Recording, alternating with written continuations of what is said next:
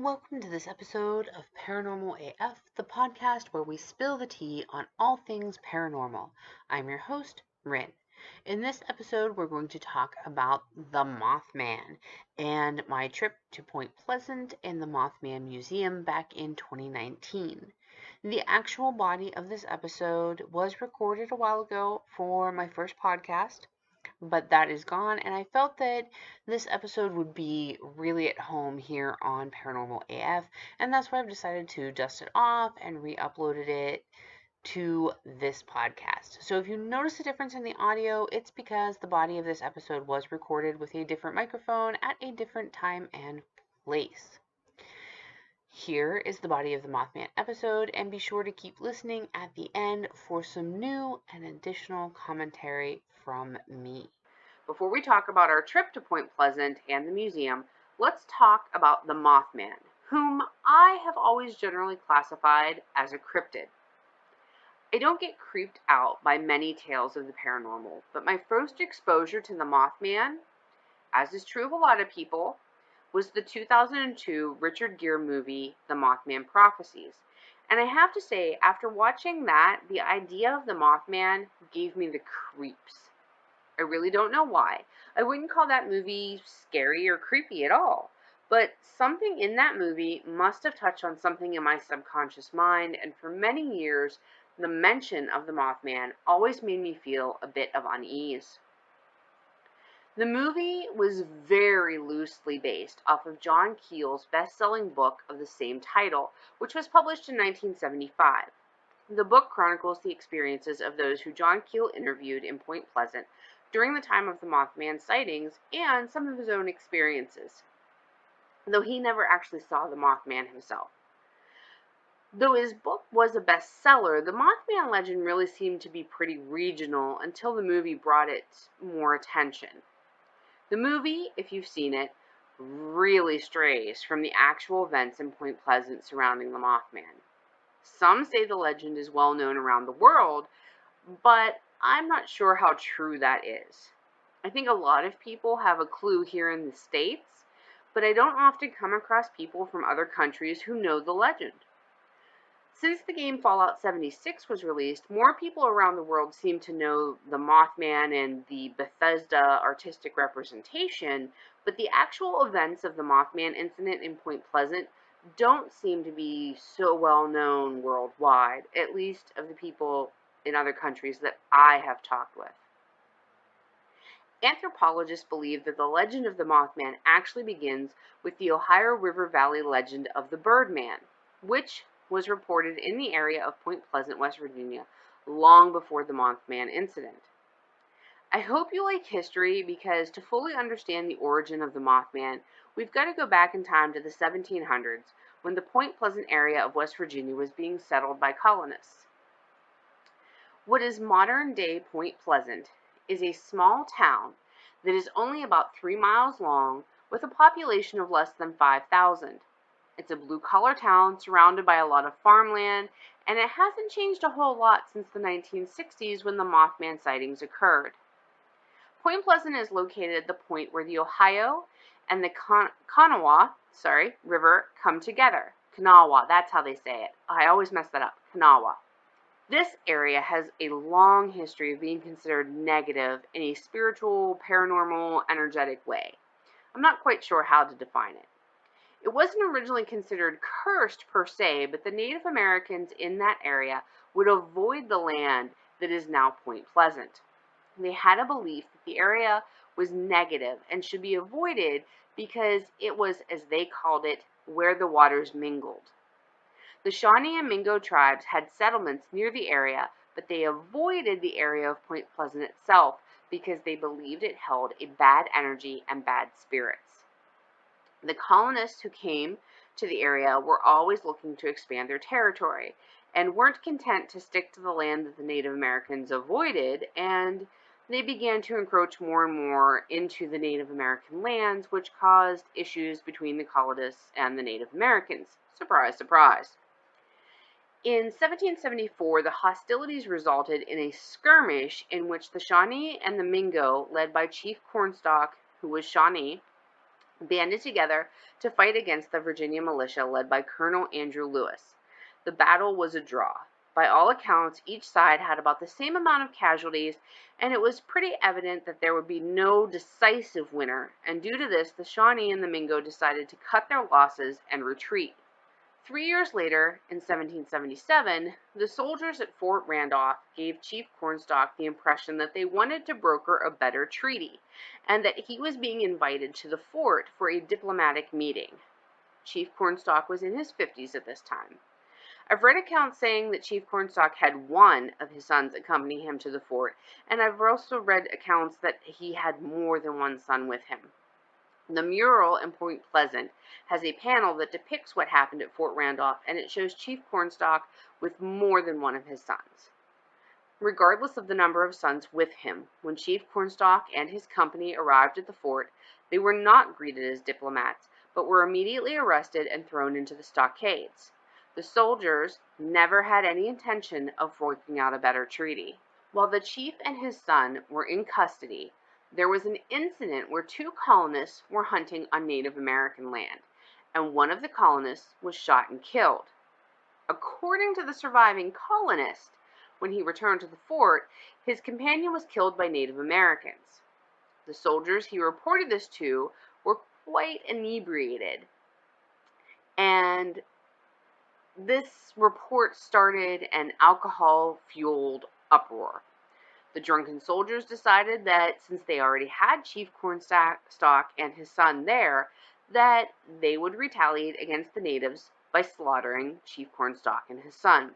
The soldiers, we don't actually know how many, but it was supposed to be a considerable number for the time period, opened the door to where Chief Cornstalk and his son were being held, and opened fire. Mind you, these are single-shot firearms at the time. Chief Cornstalk would die from numerous gunshot wounds, but the soldiers would beat his son to death with a hammer. Supposedly, with his dying breath, as is always the case with these kinds of stories, Chief Cornstalk cursed the town of Point Pleasant for 200 years.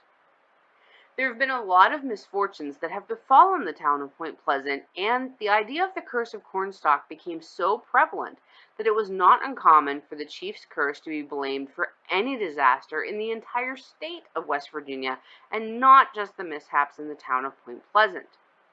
Between the years of 1913 and 1937, the Ohio River would overflow its banks, flooding the town of Point Pleasant 4 times.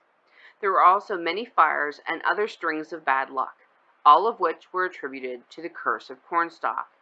In 1914, rumors and sightings of a Birdman start to circulate, and it is said that seeing him is a prelude to disaster. Professor James Gay Jones of Glenville State College talks about the Birdman in his book Haunted Valley and More Folktales of the Appalachia. The accounts he relays describe the Birdman as a large bird with the head of a man and reddish feathers. Reportedly, the Birdman stood approximately 12 feet tall, and he also relays that the Birdman's appearance was said to precede tragedy. Birdman sightings were reported more in the earlier part of the 1900s, but when we get to the 60s, we see a resurgence of the sightings after many years of quiet.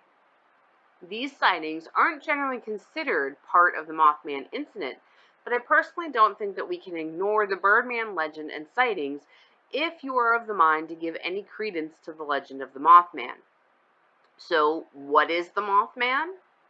Well, that's the million-dollar question, isn't it? Theories range from a cryptid, some sort of paranormal entity, or even an alien. We'll discuss my theories on what he is or isn't later on.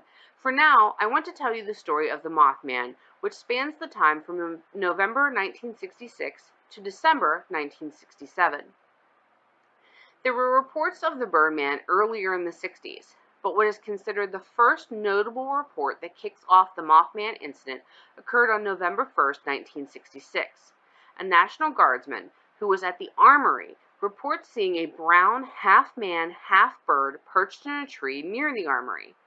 It's important to note that where he was is near what is now the McClintock Wildlife Management Area. This area is pretty important in the story of the Mothman, and I think it's worth noting that there is a mass grave of Native Americans within the wildlife management area. The first sighting that was reported to the paper and be published occurred on November 11th, 1966, in the town of Clendenin. I think I'm saying that right. It's about an hour away from Point Pleasant. While Point Pleasant is the central area that the legend focuses on, many of the incidents occur outside the town, but typically within about an hour of Point Pleasant. In this case, it was near dusk, and 4 men were digging graves in a cemetery. They were legit cemetery employees just doing their jobs. They weren't doing anything illegal or disturbing any graves. They report seeing a flying man swoop down over them as they are digging the graves. Like the National Guardsmen, their description is akin to the Birdman legend. The place that would wind up being the real hotbed of Mothman sightings would be what was called the TNT area and the North Power Plant. These were located on the land previously mentioned as the McClintock Wildlife Management Area. The area was called the TNT area because between 1942 and 1945, it was the site of the West Virginia Ordnance Works, which manufactured TNT for the war effort. It was abandoned right after World War II, but during the years of production, the area had been highly contaminated by the production that had gone on there. The contamination wouldn't stop once the TNT area was closed, because after it was abandoned, the site was used for the dumping of various chemicals and toxic waste. It wouldn't be until the 1980s that the EPA would step in and the area would begin to be cleaned up and the area would become the McClintock Wildlife Management Area. The wildlife area is actually larger than the town of Point Pleasant itself and is about 5 miles long. Back in the 60s, the TNT area was a lover's lane and a place where people went to race cars. This area is where probably one of the most retold sightings of the Mothman occurred. Around 11 o'clock on November 15th, 1966, 2 couples were out at the TNT area. Roger Scarberry had a 57 Chevy Bel Air that he liked to take out there and show off. On this particular night, he was there with his wife Linda and a couple they were friends with, Steve Mallet and his wife Mary. Now, if you're like me, you might be tempted to think that because this is 2 married couples, that they are at least in their mid-20s and have certain ideas about them based on their marital status. But remember, this is the 60s, and these married couples are only around 19. Not that age is an indicator of credibility. Teens can be quite credible, and old people can lie through their teeth. They are driving down the road near the North Power Plant and see what they at first think is a man standing in the road ahead of them. As they get closer, they realize that the figure has wings and glowing red eyes, and this figure proceeds to chase their car all of the way to the city limits of Point Pleasant. They decide to report this incident to the sheriff's office. This is the 60s, and these are young couples hanging out in a lover's lane area. I personally have to question if they had been drinking or using recreational drugs while they were out there, and I haven't found any reports that cover this question.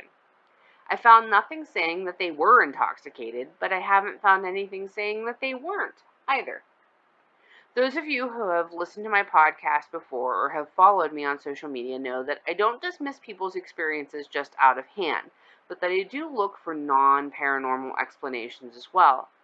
I have to ask myself if these witnesses were intoxicated in some way, and I don't mean any disrespect by it.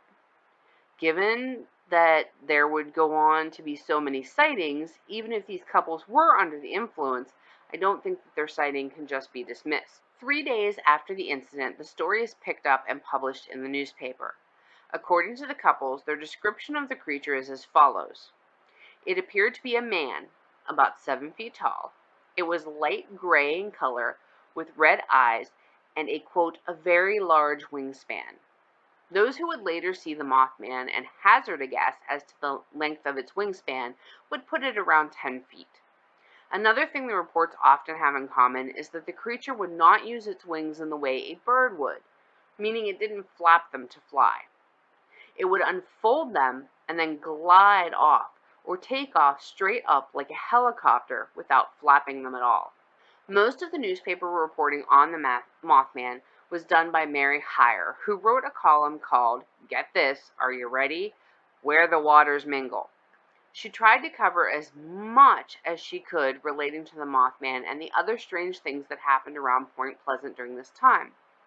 Her column caught the attention of John Keel, a New York author, who would come down to Point Pleasant to help her investigate the incidents and interview witnesses. He is the one who wrote the book that inspired the movie. After the reporting of the Scarberry Mallet sighting, the people of Point Pleasant panic, and people start grabbing their guns and heading out to the TNT area to literally hunt this thing.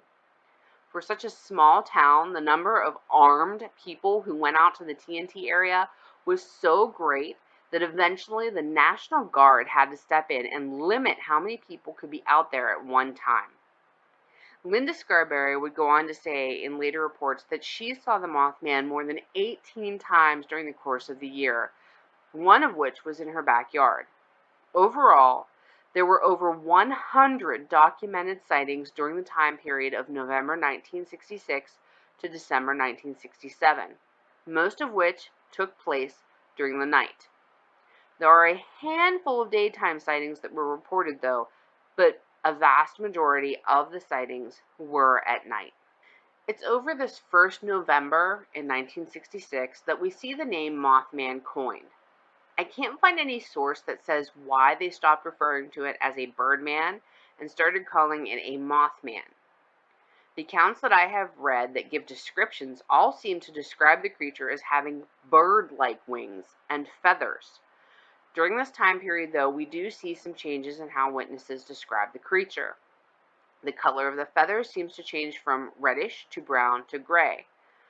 There are also some changes to the head of the creature, how it's described. Early Birdman sightings said that the creature had the head of a man, but descriptions during our Mothman period seem to describe the head more ambiguously. One witness said the silhouette of the creature as a whole was like the head of a robin, and many descriptions say that the creature appeared to have no neck. What stays consistent throughout the descriptions is the wings and the red eyes.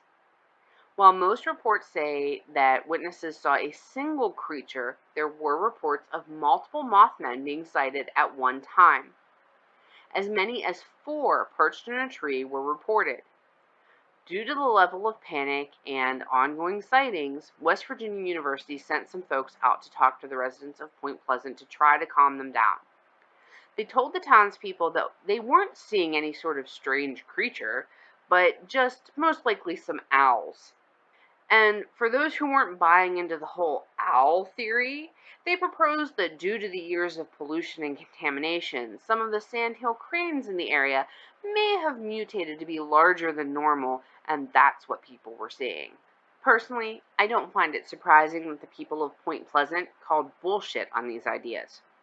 I've seen some pretty big owls, but I've never confused one with a person. Nor have I seen one that was so large it would make me mistake it for something 7 feet tall or larger. Sandhill cranes do have reddish-brown feathers on parts of their bodies, and they do have red feathers around their eyes. But the largest of them max out at 5 feet tall, and they have very long, slender, delicate necks. I really can't fathom a situation where the silhouette of a sandhill crane could match the descriptions given by the witnesses. While I am not an expert on sandhill cranes, I was pretty sure they were swamp-loving birds that don't perch or nest in trees, so I looked it up and found that I did remember that correctly. This makes it even more unlikely that the creature or creatures that witnesses reported perched in the trees were not sandhill cranes. Also, the cranes are diurnal, not nocturnal, meaning they would be in their ground level nest sleeping when a majority of the Mothman sightings took place. As for the pollution causing mutated sandhill cranes, I'm sure there have been effects on the local sandhill crane population DNA, but I find it unlikely that it would cause some freakishly large specimens. Yes, things like toxic chemicals and radiation can cause mutations to genetic material, but take the animals in Pripyat, the site of the Chernobyl disaster, for example. Those animals do have mutations to their DNA, but they don't look any different than your average bear or finch. They don't look like the mutants from Fallout. So I really don't buy that the pollution caused some freakishly large, seemingly necklace sandhill cranes who are also suddenly nocturnal as well. Sorry, but this isn't Teenage Mutant Ninja Turtles. During this year, Mothman sightings weren't the only paranormal or unexplained happenings in and around Point Pleasant. Frequently reported during this time were voices being heard from the sky and strange lights being seen in the sky and in the forest. There were also a massive amount of reports of UFOs. And just to make sure that I'm being clear, the lights in the sky and the forest that I just referred to are a separate phenomenon than the UFOs. There was so much UFO activity up and down the Ohio River Valley during this time period that I've read many people say that UFOs were almost a nightly event. The other strange happening during this time is the appearance of the infamous Men in Black around the town of Point Pleasant. It is not uncommon to hear tales of the Men in Black whenever you hear about UFOs, but the stories associated with Point Pleasant seem a little different to me, partly due to the amount of the reported encounters and partly because there are some differences in reports about how the Men in Black acted. In all of the accounts that I found, these Men in Black claim to be part of some unnamed government agency. Some say that these men looked and acted like normal people, just dressed in black suits, while others say that there was something off about the fit of their suits, how they spoke, and how they carried themselves. All witnesses claimed that they were either treated in a threatening manner or flat out threatened by these men in black to keep quiet about anything involving the Mothman or other strange happenings in Point Pleasant and the surrounding areas. One woman claimed that when she went out to get her mail, a dark car pulled up with men in black inside. They were threatening her, and she says that they actually tried to pull her into their car, tearing the sleeve off of her dress as she escaped from their grip, and they sped off. It can be tempting, especially for those who find UFO reports to be questionable, to dismiss these Men in Black sightings, but some of the witnesses were actually quite credible. Mary Hyre even had a visit from them in her Point Pleasant office for the Athens newspaper.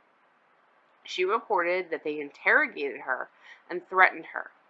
If any of you are into the UFO scene, even a little, you may have heard of Project Blue Book. It was a government project that at first was established to investigate reports of UFOs, but during the life of the project, its goal changed from investigating reports of UFOs to debunking UFO sightings at all costs. Project Blue Book was in effect from 1952 to December of 1969, making it possible that these Men in Black could have been part of that government project. So let's talk about some of the UFO sightings because a couple of them are very iconic, not just for their connection to the story of the Mothman, but in ufology in general.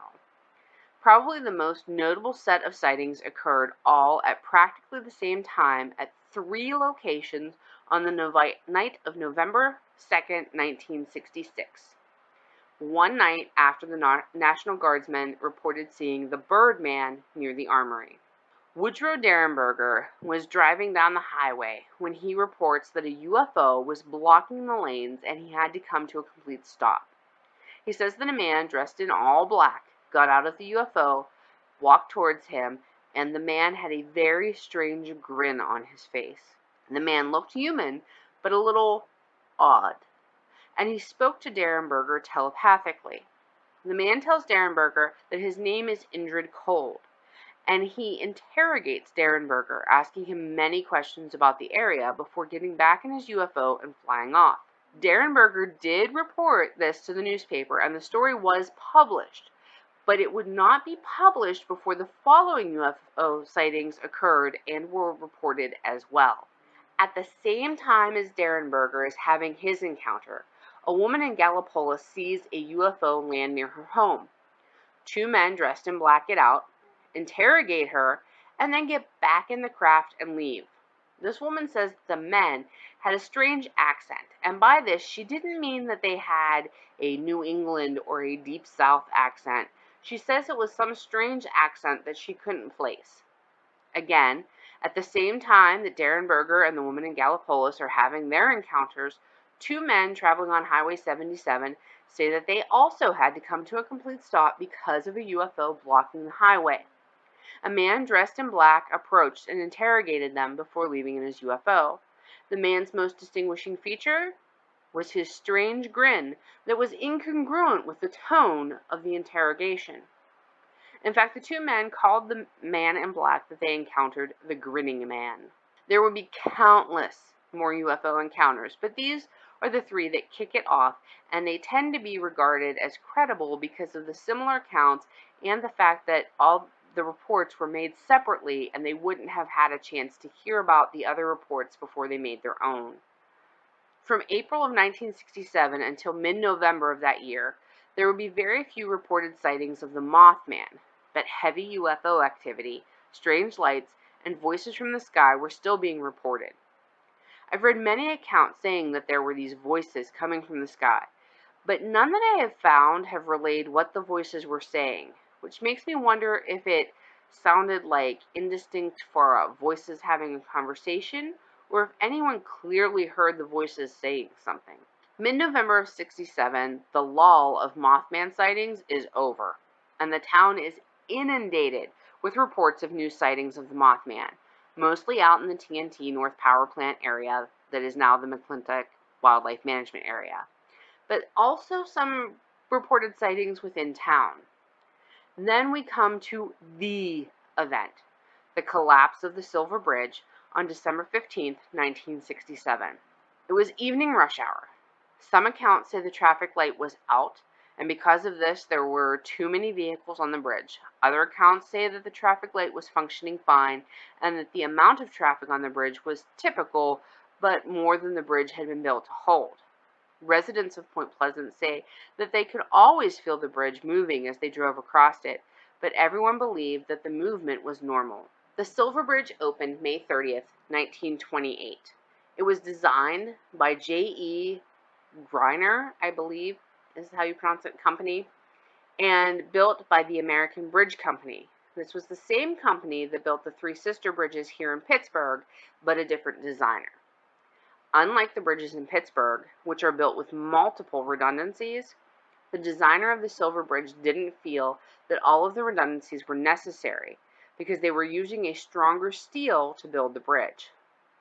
Only two bridges were ever built using the design for the Silver Bridge, and the second one was closed and eventually torn down after the Silver Bridge collapsed. If you read or watch anything on the Mothman, you will come across claims that the cause of the Silver Bridge collapse was a mystery, but they do know exactly why it collapsed. Bridges did not have to be inspected at that time, and even if the Silver Bridge had been inspected, it was built in a way that they probably would not have been able to repair it because of its lack of redundancies. What happened was there was a very small crack in just one of the I-beams. Because of the bitter cold and the weight of the vehicles on the bridge, it caused the crack to spread and the I-beam to fail. When it failed, the bridge failed and it flailed one way, dumping half of the cars into the icy Ohio River. And then the bridge flailed in the other direction, dumping the other half of the cars. And then the bridge collapsed into the river on top of all of the cars. All of this happened in a matter of seconds. 31 vehicles fell into the Ohio, killing 46 and injuring 9. I've read reports that say 2 bodies of people believed to have been on the bridge at the time of the collapse were never recovered. It is because of the Silver Bridge collapse that there is now a national requirement for the bridges to be inspected. Many people believe that the Mothman was presaging the Silver Bridge collapse, and here's where I get into some of my thoughts on the Mothman. This is not the first time I've done some research on this creature. Between then and now, I've found some new information, and I've been to Point Pleasant and the Mothman Museum.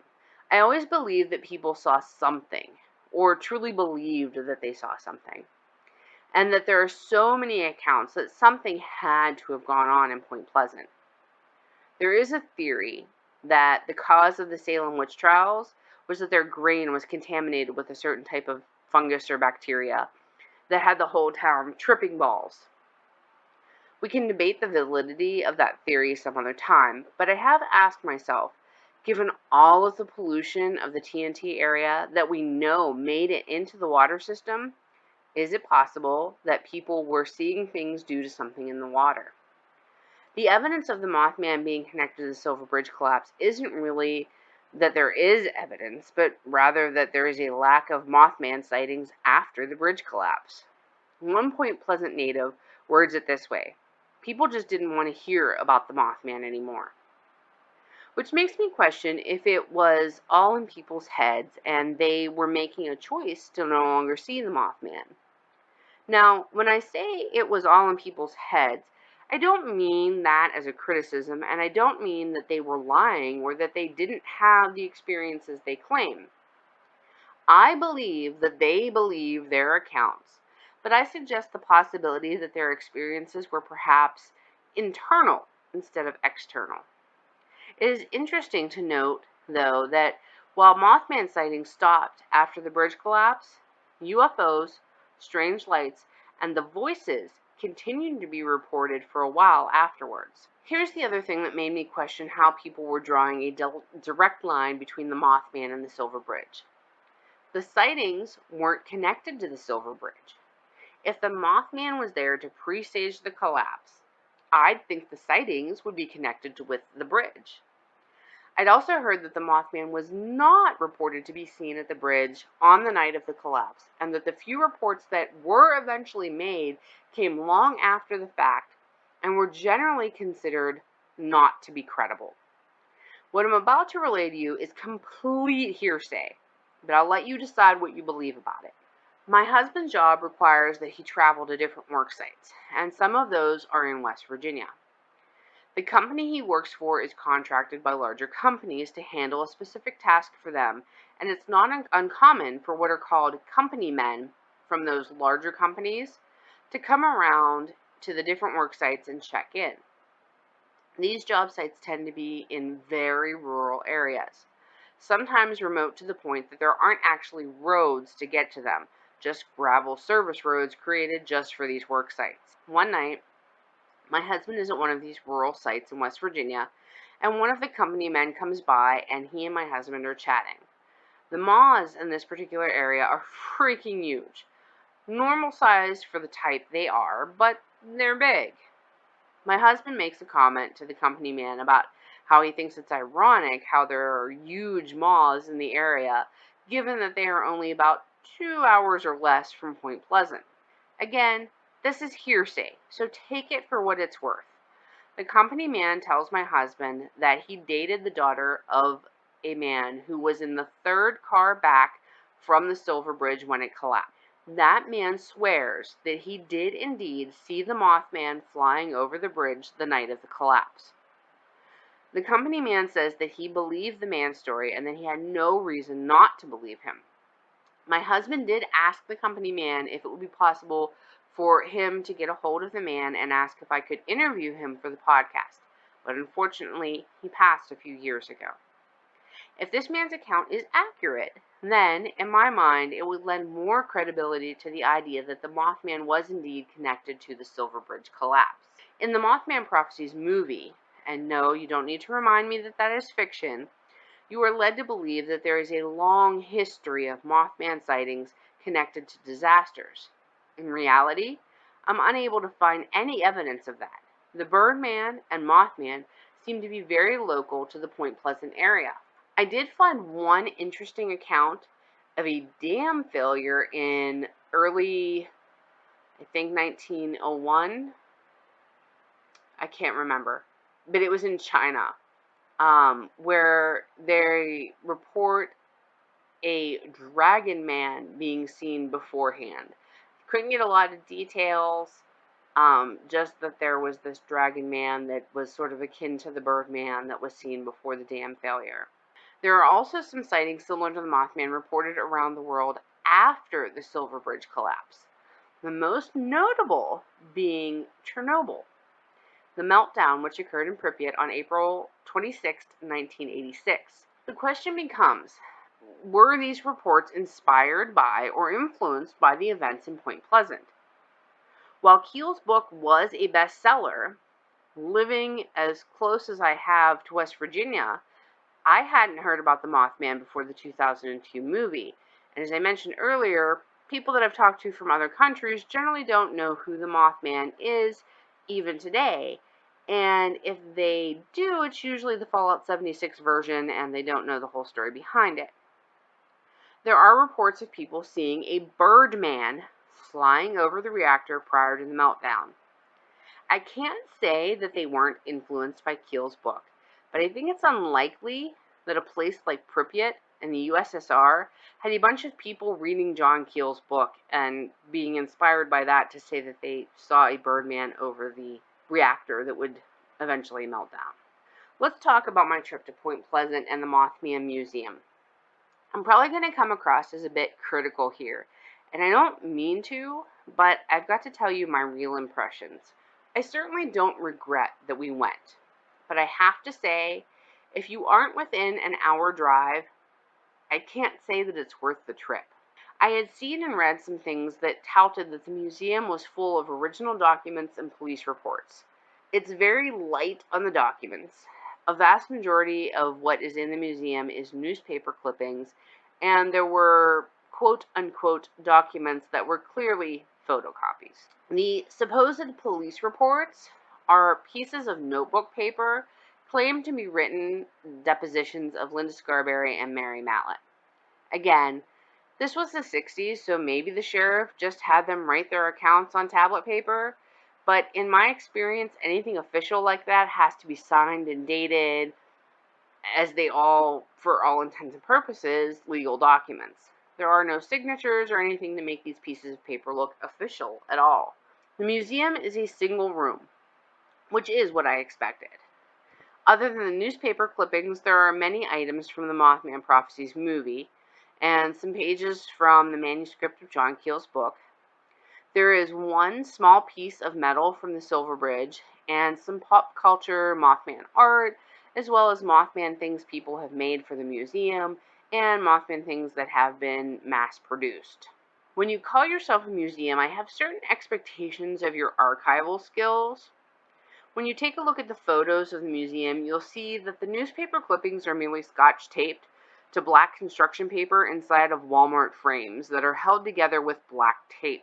Let's be honest, the Mothman Museum is a tourist trap, and the real attraction is the gift shop. Not gonna lie, I very willingly handed over my money for the Mothman merch.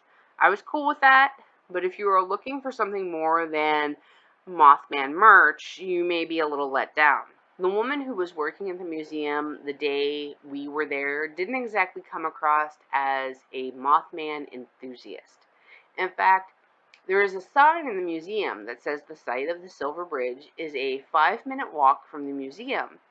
And as my husband and I were talking to our kids about going there next, the woman was quite discouraging and didn't seem to understand why we wanted to go there, because she emphasized to us that there's nothing there but a plaque. You'd think that someone whose livelihood depends on Mothman tourism would be more enthusiastic about pointing out places of interest tourists might want to see. The town has a walking trail along the river that has a few points of interest for Mothman tourists. I couldn't walk too much of it because it was around 90 degrees the day we were there, and that wreaks havoc on my health issues. The wall along the trail has some murals painted on it, and I have some pictures of them. There are also statues of Chief Cornstalk and Colonel Andrew Lewis. At the site of where the Silver Bridge was, all traces of it have been erased, and just a plaque is there, and I knew this was the case ahead of time, but I still wanted to physically go there. My husband and I talked about it after the fact. He is not a spirit medium like me, but he is sensitive enough that if an area has a strong energy or there are spirits present, he can sometimes pick up on it and he was shocked that he felt absolutely nothing. Oddly, nothing is what I expected to feel. Normally, in an area where there is a disaster like that, you'll at least feel an imprint of the energy and emotions, but there wasn't a peep, not a single blip on my spirit radar. I will say, though, that the whole town has an uncomfortable energy. It's not negative, but it's not a place I would feel comfortable hanging around in for a long time. I couldn't help but think that if what I was feeling was what the Shawnee and the Mingo felt about the area, I can't blame them for avoiding it. And then we were trying to find a graveyard where some colonists are buried, and we headed down this road only to find it literally goes straight into the river. Seriously, no warning sign, no guardrail blocking it off, nothing. If you're not familiar with the area and happen to be looking down at your phone or radio, you'll drive straight into the river. We did finally find the cemetery, but it didn't entice me enough for me to get out of the car and go into it and brave the heat and the sun to poke around, which should tell you something. Again, I can't say that I'd label the energy as negative, but I didn't like it there. Our intention was to grab something to eat and hit Fort Randolph, heading back the way we had come. Unfortunately, we got turned around and went over the bridge, and all of the freaky things there just had to come together, and there was an accident on the other side of the bridge that filled it with traffic to a complete standstill. Given the line of traffic, it could have taken us hours to get back across the bridge into Point Pleasant, so our GPS detoured us to head home a different way, which meant we didn't get to go and stop at Fort Randolph. Though I have to say, given the energy of the cemetery, I'm really not sure I'd have liked the feel of things at Fort Randolph. If you are planning a trip to Point Pleasant and are thinking about heading out to the TNT and North Power Plant area that is now the McClintock Wildlife Management Area, just know that, like the Silver Bridge, all traces of them are gone. As for what I think the Mothman is, while I've always just called it a cryptid, if it does exist, I'd have to say my vote is on it being some sort of paranormal entity. It seems to be a precursor to misfortune, but it doesn't seem to actually harm anyone. There were some reports of a particularly nasty form of conjunctivitis that some eyewitnesses of the Point Pleasant Mothman attributed to making prolonged eye contact with it, but conjunctivitis is pretty freaking contagious. If one person in town had it, then it was bound to spread. I'm not sold on the Mothman causing conjunctivitis accusation, but other than that, it doesn't seem to do any physical harm to humans. After everything I've read and watched, I'd say that if I'm open to the possibility of there being a Mothman, then I'd place my bet on a paranormal entity. If you'd like to watch what I consider a pretty good documentary on the Mothman, I recommend the 2017 docu, The Mothman of Point Pleasant, which Amazon Prime members can watch for free on Amazon. The DVD can also be purchased at the Mothman Museum. The docu does include what I consider to be some sketchy and pretty out there witness accounts, but I've watched a few documentaries and this is the one that I felt was the best. And you've got to expect a few outliers to be mixed in with what seem to be the more credible reports. Even though it's been a while since I recorded that episode, I still pretty much feel the same way. If the Mothman is real, then I think it's some sort of paranormal entity that comes around when a tragedy is about to happen. But I don't think that it directly causes the tragedy. I do think that something definitely went on in Point Pleasant and surrounding areas during that time period, but I'm not sure that any of us really know what. I also find myself still really interested in and intrigued by the reports of the Birdman supposedly around Pripyat and the Chernobyl reactor prior to the meltdown at Chernobyl. I do want to mention that there were, in fact, actually a couple of claims of the Mothman physically harming someone. But to put it politely, I don't find those particular claims, at least the ones that I have heard, compelling.